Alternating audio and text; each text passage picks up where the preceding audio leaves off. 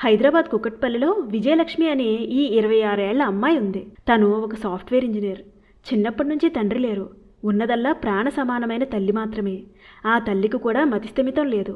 అమ్మే లోకమని బ్రతికే విజయలక్ష్మికి పెళ్లి సంబంధాలు రావడం మొదలయ్యాయి. కానీ తను వచ్చిన ప్రతి పెళ్లి సంబంధానికి ఒకటే మాట చెప్పేది: పెళ్లి తర్వాత మా అమ్మని నేను వదిలి ఉండలేను, తనని కూడా నాతోనే ఉంచుకుని నేనే చూసుకుంటాను అని.